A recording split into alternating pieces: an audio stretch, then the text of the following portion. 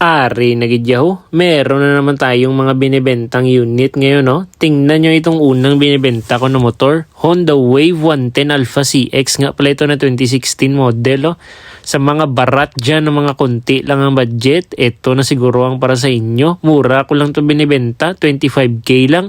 All stock ang makina, napakakapal pa ng tire, tingnan nyo, tsaka yung rim nyo, tingnan nyo, napaka sinaw pa niyan, wala pa yung mga rust. Yan, at saka tingnan nyo din ng carb, maganda, tsaka bago, all stock ang makina, hindi pa nabuksan. Yan lang issue konti. Pero yan, nakita nyo, makapal pa din yung tire sa harap, makinis din yung kanyang rim, at saka makinis din yung motor, naka-LED pa na ilaw, oh. Saktong-sakto talaga to sa mga may budget meal dyan, sobrang mura na talaga ito. Ito, kita nyo, oh, may starter pa yan, kaya walang problema kung matanda ka na bibili nito dahil hindi ka mahirapan magpa-start nitong motor na to. At saka i-check out nyo na din tong isa natin na unit, oh. Aerox version 2 ABS nga pala ito, ha, yung keyless na variant. Ito yung 2021 model at saka S. So ito yung top of the line na Aerox, yung keyless. Binibenta ko nga pala ito ng 95k. Syempre may bawas pa yan. Tingnan nyo nga pala itong gulong. Oh, napakakapal. Wait lang ha, i-break ko lang ha para hindi magtakbo yung gulong niya. Ayan ha, tingnan nyo yung gulong niya. Michelin tire nga pala yan, worth 4k. So bagong bago pa yan. Tingnan nyo, napakalaki ng ginastos ko dyan. Ginastos ng may-ari pala dati. All stock, pure standard nga palang makina nito, ha. Tsaka yan, no, kita nyo, napakakinis niyan. Mas makinis pa yan sa puwet ay sa mukha mo pala. Ayan, no, tingnan nyo naman, no. Palibot ko kayo sa motor. Ayan, 26k lang yung odo niyan. Napakasariwa, bata pa masyado. At saka yung kanyang seat, kita nyo na bagong-bago pa. Napakakinis niyan. At saka maganda din dahil makapit.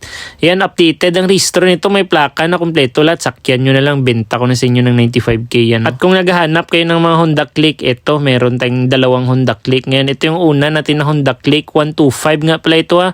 Binibenta ko to ng 51k. May bawas pa pang Jollibee lang. So ito, all stock ang makina, standard lahat.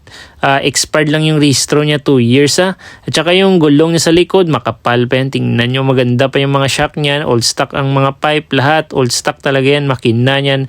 Walang mga punit ang upuan. Ayan, makinis, walang mga gasgas. Ayan, sa all function nga pala ito, yung kanyang ilaw, lahat yan, high and low. Pinapakita ko lang sa inyo kahit walang kwenta. Ayan, high and low. Tapos, ayan, maganda yan. 51k ko na lang binibenta sa inyo. Sobrang ganda talaga yan. Mas maganda pa yan sa mukha mo.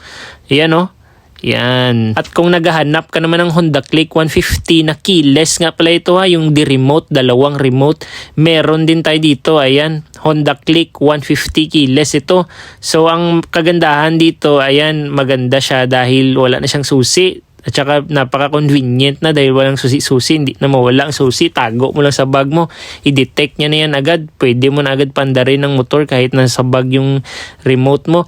Ito nga pala ay all stock ang makina niya, standard, never open ang makina nito, tapos naka-repaint lang siya, tapos expired 2 years, ayan, napakaganda ng paint niyan, makinis lahat, nakatint na yung kanyang kilay, ayan, pati ang mugs niya, na-repaint na din, kompleto lahat ng papeles nito, ha, walang problema dito. Ang presyo nga pala nito ay 56k na lang. Sobrang mura. Napakaganda niya, no? Tingnan nyo naman bala, oh. Sa mga interesado dyan, itong ating dalawang Honda Click at saka yung Aerox at saka Wave, PM nyo na lang ako sa aking Facebook, ha, sa Index Garage o kaya sa TikTok. Pwede din, ah. So, ayan lang. Bumibili pa din pala ako ng mga rush na mga motor. Baka meron kayong binibenta dyan. PM nyo lang ako ulit sa aking page. Let's go!